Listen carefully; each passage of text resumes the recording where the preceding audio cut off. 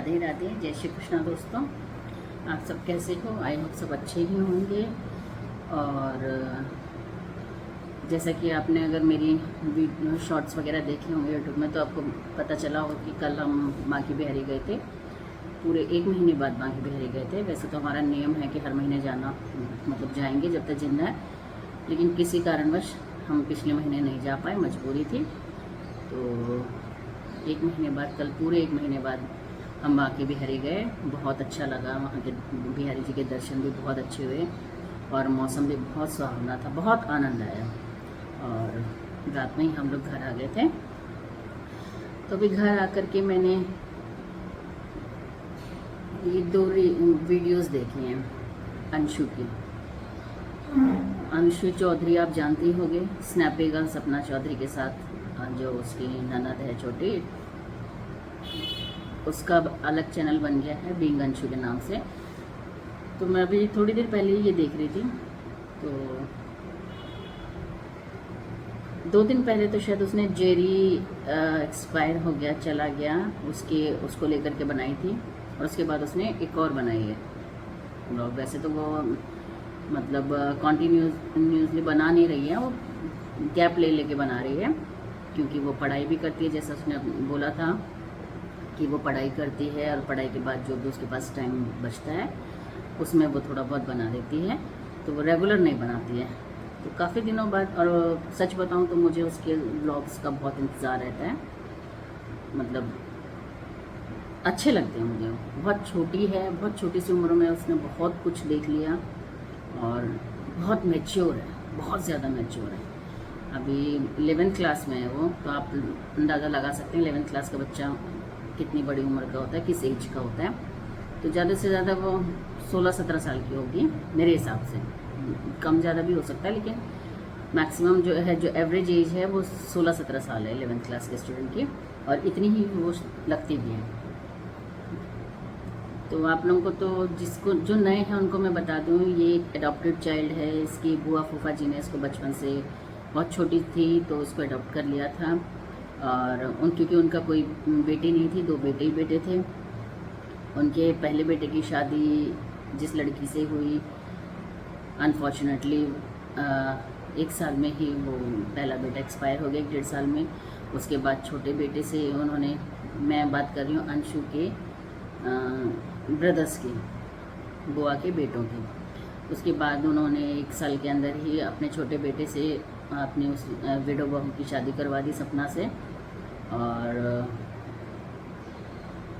बड़े दुख की बात है कि 1-1.5 साल के अंदर ही वो दूसरा बेटा भी एक्सपायर हो गया।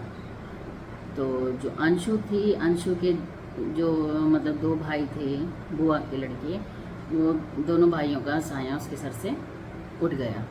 और जो उसका रियल ब्रदर था, क्योंकि वो बचपन से ही अपने बुआ फूफा के पास रहती थी, तो इतना ज़्यादा अटैचमेंट उसका कभी हमने देखा नहीं। होगा, नेचुरल सी बात है, वो उसका धर्म का भाई है तो होगा, लेकिन वो व्लॉग्स में कभी हमने देखा नहीं उसके।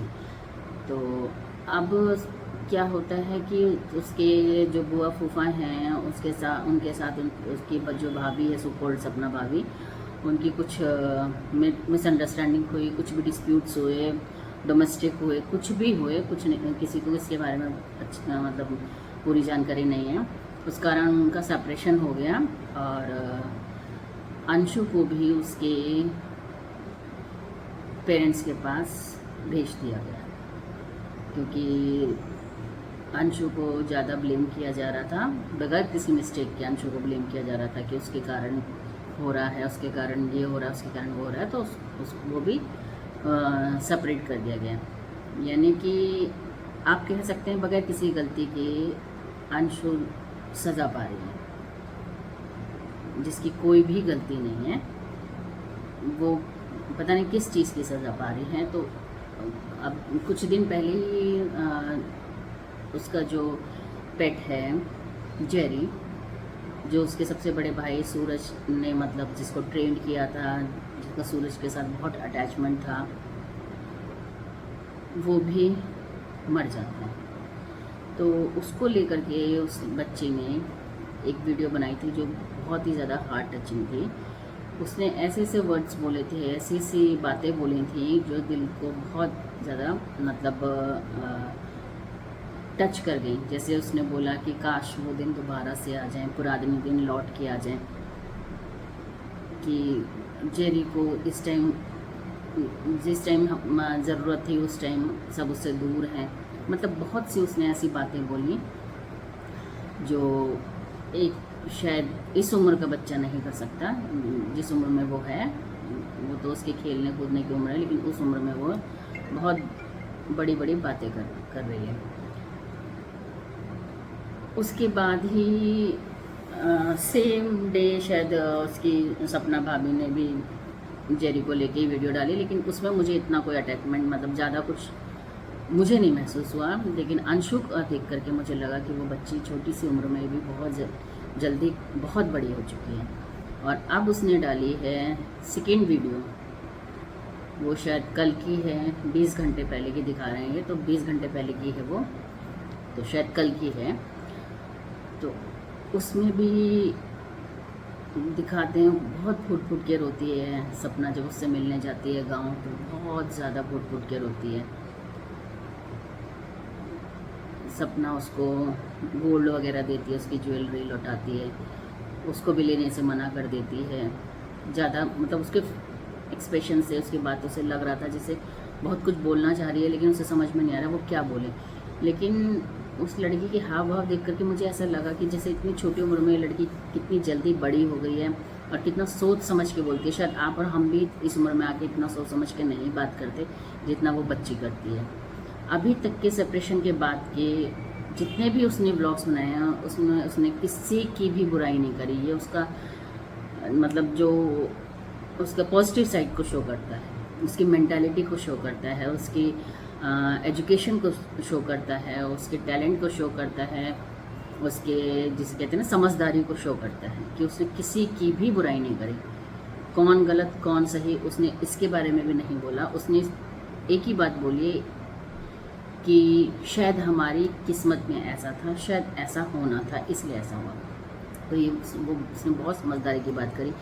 और इस पूरे मतलब जो कहानियाँ, हालांकि मैं इस कहानी में पढ़ना नहीं चाहती थी, बीच में एक बार मैंने अपने व्यूज़ दे के देख लिया था, क्योंकि मतलब जो कहते हैं ना बड़े बड़े यूट्यूबर्स के फॉलोवर्स जो होते हैं वो अपने हीरो हीरोइंस के आगे, किसी हीरो हीरोइंस मीन्स कि जिनको वो एडमायर करते हैं, जैसे सपना के फॉलोवर्स सपना को करते होंगे और जो उसके सपोर्टर्स हैं वो उनको करते होंगे।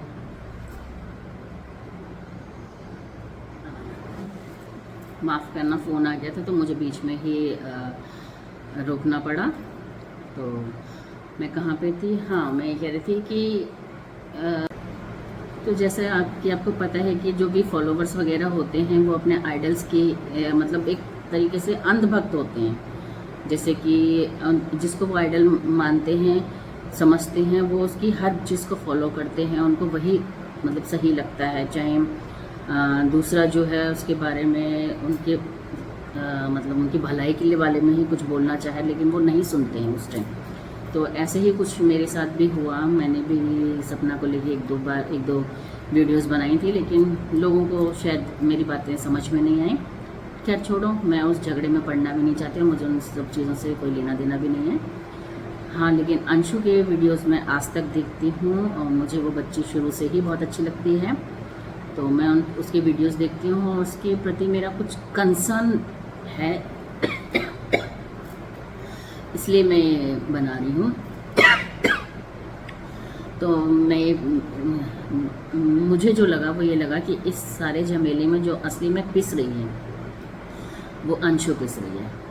जिसकी भी उसमें किसी की लाइफ इतनी स्पॉइल नहीं हो रही है जितनी अंशु की हो रही है। हाँ, उसके जो बुआ फूफा हैं उनके प्रति मेरे अंदर एक सॉफ्ट कॉर्नर है, क्योंकि इस एज में देखो उनके पास कुछ भी खोने के लिए नहीं है, कुछ भी नहीं है खोने के लिए। जो कुछ था वो खो चुके हैं अपना। अब जो वो कर रहे हैं, जैसा सपना बोल रही है, तो वो ये तो मैं ही कहूँगी, अगर सपना जो बोल रही है वो बिल्कुल सही है तो मैं कहूँगी कि बुढ़ापे में शायद इतना सब कुछ देख लिया उन्होंने, शायद उनकी बुद्धि भ्रष्ट हो रही है या क्या है। बाकी मुझे नहीं पता क्या सही है क्या गलत है, सपना सही है या उसके इन लॉस आई हैं, मुझे इसके बारे में नहीं पता और मैं इन चीज़ों में पढ़ना भी नहीं चाहती। अंशु को लेकर के मुझे थोड़ा कंसर्न है। अंशु से मैं एक ही बात कहना चाहूँगी, बेटा अपना फ्यूचर स्पॉइल मत करो। अभी जिस एज में अंशु है उस एज में फ्यूचर बनाने की एज है वो, तो अपने फ्यूचर पे ध्यान दो। देखो सब बहुत अच्छे से मूव ऑन कर गए हैं और वो कर भी जाएंगे। आपका और सपना का अटैचमेंट सबको दिख रहा है, सबको पता है। आपका आपकी बुआ फूफा का अटैचमेंट सबको दिख रहा है, सबको पता है। आपका आपके जो प्रीवियस ब्रदर्स थे जो एक्सपायर कर गए हैं उनके प्रति जो भी अटैचमेंट था, जो भी आपके पेट्स के लिए था अटैचमेंट उनके साथ था, वो सबको मतलब ओपनली दिखता है, सब समझते हैं और सबको समझ में आ रहा है। तो उसमें तो नो डाउट आप बहुत ज़्यादा काइंड हार्टेड पर्सन हो। तो लेकिन मैं यही कहना चाहूँगी कि बेटा आपका जो फ्यूचर है बहुत स्पॉइल हो रहा है। आप इन चीज़ों से बाहर निकलो। ये रियलिटी है, जो भी तुम्हारे साथ हो रहा है ये रियलिटी है, कोई ख्वाब नहीं है। और ये आगे और भी ज़्यादा वर्स्ट होगा, ये जो है बहुत ज़्यादा वर्स्ट होगा, क्योंकि जो आप लोगों का जो हिसाब किताब है वो पटरी से, जिसे कहते हैं ना, पटरी से ऊपर निकल चुका है, यानी कि बहुत आगे बढ़ चुका है। जो चीज़ नहीं होनी चाहिए थी वो सब चीज़ हो गई। सबसे पहली बात, मीडिया में सोशल, देखो प्रॉब्लम्स सबके साथ होती हैं, सबके घरों में होती हैं।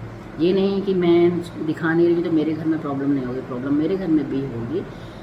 और बर्तन, दो बर्तन होते हैं जहाँ वो खटकते तो हैं, तो वो सबके साथ होता है। और मौत और ज़िंदगी भी सबके साथ चलती रहती है। और हर रिश्ता जो होता है बहुत अजीज़ होता है। कोई कहे सिर्फ हस्बैंड वाइफ का ही रिश्ता होता है, ऐसा कुछ नहीं है। रिश्ते माँ बाप के भी होते हैं, माँ बेटी के भी होते हैं, माँ बेटे के भी होते हैं, पति पत्नी के भी होते हैं, मतलब भाई बहन के भी होते हैं। हर रिश्ता अपने आप में बहुत अजीज़ और बहुत इम्पोर्टेंट होता है। तो रिश्ते तो आप सब ने बराबर के खोए हैं, तो उसमें कोई ये नहीं कह सकता कि उसका दुख ज़्यादा बड़ा है और उसका दुख कम है, ऐसा कोई नहीं कह सकता। आप सबके दुख बराबर के हैं। लेकिन मैं बार बार यही कहूँगी कि अंशु बेटा आप अपने आप को स्ट्रॉन्ग बनाओ। आपको इन सब चीज़ों को भूलना पड़ेगा। मुझे मालूम है ये भूलना बहुत मुश्किल है, लेकिन आप जब तक इसको एक ख्वाब समझ के, बुरा सपना समझ के नहीं छोड़ोगे तब तक आप लाइफ में आगे नहीं बढ़ोगे। और हमेशा ध्यान रखना, हर कामयाब इंसान के पीछे दुनिया भागती है, तो अपने आप को कामयाब बनाओ और ये छोड़ दो ईश्वर के ऊपर। जो होना होगा आज तक उसकी मर्ज़ी से होता है। हाँ, लेकिन कुछ चीज़ें जो सही हो सकती थी वो मैं कहूँगी कि कुछ गलतियों के कारण वो बहुत ज़्यादा वर्स्ट हो गई हैं। आप अगर मेरे कमेंट्स वगैरह स्टार्टिंग से पढ़ती आई हों तो प्लीज़ अपनी भाभी के चैनल में, स्नैपी गर्ल्स के चैनल पर आप मेरे कमेंट्स पढ़ सकते हैं। मैं स्टार्टिंग में ही से ही यही कहती आई हूँ कि कोई भी चीज़ हो उसको सोशल मीडिया पे मत लेके आओ, क्योंकि देखो ये बात सही है कि आपके फॉलोअर्स को, सब्सक्राइबर्स को आपके बारे में जानना, देखने के लिए वो उत्सुक रहते हैं। लेकिन कोई भी आपको मजबूर नहीं करता है कि आप अपनी पर्सनल चीज़ों को और इन सब चीज़ों को सोशल मीडिया पे इतना हाईलाइट करो। उनकी कोई ज़रूरत नहीं होती है। प्रॉब्लम्स इंसान को खुद ही सॉर्ट आउट करनी होती है, उसके लिए कोई आता नहीं है। आप बेचारी बन करके कुछ नहीं कर सकते लाइफ में। आप लाइफ में बेचारा बन के कुछ नहीं कर सकते। आप स्ट्रांग बन के ही किसी को मतलब डाउन कर सकते हो। बेचारे बन के आप कुछ नहीं कर सकते। बेचारी बन के सिर्फ आप एक हंसी का पात्र बन के रह जाते हो। तो गलतियाँ हुई हैं। देखो मैं क्या बोलूँ फिर, आपको पता है कि आप लोगों के फॉलोअर्स, सब्सक्राइबर्स क्या क्या बोलेंगे, लेकिन मैं अपने, मेरे मन की बात है वो मैं रोक नहीं पा रही हूँ, इसलिए बोल रही हूँ। तो बस मैं यही कहूँगी बेटा, सबसे ज़्यादा जो भी पिसा है इस पूरे झगड़े में वो सिर्फ तुम हो और कोई नहीं है। देखो आपकी जो भाभी हैं वो मूव ऑन कर चुकी हैं, उनके साथ बहुत बड़ा सपोर्ट है। आपको सबको पता है उनके साथ बहुत बड़ा सपोर्ट है। और उनकी बच्चियाँ अभी बहुत छोटी हैं, उनको भी कुछ नहीं पता है इस झगड़े और इन सब चीज़ों के बारे में। तो वो भी बहुत अच्छे से, उनका फ्यूचर बहुत अच्छे से बन जाएगा, क्योंकि उनको अभी पनपने में, बड़ा होने में भी बहुत टाइम है। लेकिन आप जिस स्टेज पे हो, अगर आप इस चीज़ को नहीं भूल पाओगी तो आप अपना फ्यूचर स्पॉइल कर दोगे। और आपके साथ साथ, मुझे नहीं पता पेरेंट्स के बारे में, लेकिन हाँ जहाँ तक मैं अपनी मदर को देखा है तो वो तो यानी कि अगर उनकी बेटी को कुछ हुआ तो वो बर्दाश्त नहीं कर पाएंगे। तो आप प्लीज़ अपने फ्यूचर पे ध्यान दो, भूल जाओ, जो होना था वो हो चुका है, उसको आप नहीं सुधार सकते। हाँ, आगे चीज़ें और ख़राब ना हो उस पर आप ध्यान दो, और उससे भी ज़्यादा आप अपनी पढ़ाई पे ध्यान दो। जो रियलिटी है उसको आप मतलब लेके आगे बढ़ो। आप फैंटेसी की दुनिया से निकलो बाहर, भूल जाओ सब कुछ। बुरा वक्त था, बुरा सपना समझ के उसको भूल जाओ और आगे बढ़ो। और हाँ, मेरे से रुका नहीं जा रहा, इसलिए मैं कहना चाहूँगी इसके थ्रू सपना को और सपना के मतलब पता नहीं, अगर वो देखें मेरे इसको चैनल को, इस ब्लॉग को, तो मैं उसको यही कहना चाहूँगी, सपना फिर तुमने एक बहुत बड़ी गलती करी है कि तुम फिर सोशल मीडिया पे यही बोल रही हो कि उसके पेरेंट्स ने बात करना तो मेरे को अलाउ कर दिया, लेकिन वो मुझे उससे मिलने के लिए साफ मना कर दिया। मैंने बोला कि वो मेरे घर आ जाए, एक दिन के लिए आ जाए, इतना लंबा सफ़र है, ये वो सब, ऐसा गाने की कोई ज़रूरत नहीं है। देखो, ये आपको मिलने दिया, आप उनका पॉजिटिव साइड भी दिखा सकते थे, लेकिन आपने पॉजिटिव दिखाने के बाद आखिर उनको फिर विलेन बना के छोड़ दिया। दूसरी बात, आपने जो बोला ज्वेलरी दिखा करके अंशु को दिया आपने वो ज्वेलरी कि भाई ये तो मैंने उनसे अपने इन लॉज से ले आई हूँ, मैंने कहा कोई कुछ दो ना दो, अंशु की ज़रूर दे दो मुझे, मैं उनको देने जा रही हूँ। किसी ने आपसे नहीं पूछा था, आप उसको नहीं दिखाती, आप दे देती तो वो आप ज़्यादा महान होती, अपनी नज़रों में बहुत महान आप कहलाती। लेकिन आपने सब पब्लिकली वो सब चीज़ दिखा करके आप महान नहीं बनी हैं, आप और भी ज़्यादा डाउन हो गई हैं मेरे जैसे की नज़रों में, क्योंकि हर चीज़ दिखाने की नहीं होती। अगर आपने दिल से अंशु को दिया था तो उसका ब्लॉग बनाने की ज़रूरत नहीं थी, वो चीज़ शो करने की ज़रूरत नहीं थी कि आपने उनको दिया। और आपने ये तो दिखा दिया कि मैं उनसे ये ले आई, मैंने कहा कुछ दो ना दो, अंशु की दे दो। हमने किसी ने नहीं पूछा आप वहाँ से क्या लेके आई और क्या नहीं लेके आई, और ना ही आपने दिखाया उस चीज़ का, आपने किसी को दिखाया। देखो, आपके जो फॉलोवर्स हैं उनको मैं बहुत बुरी लग रही होंगी, लेकिन ज़रा वो ध्यान से सोचेंगे ना कमरे में बैठ करके या एकांत में, तो उनको रियलाइज़ होगा कि हाँ, मैं जो कह रही हूँ उसमें भी थोड़ा बहुत सच्चाई है, वो चीज़ होनी चाहिए। इसलिए हर चीज़ को सोशल मीडिया पे मत उछालो।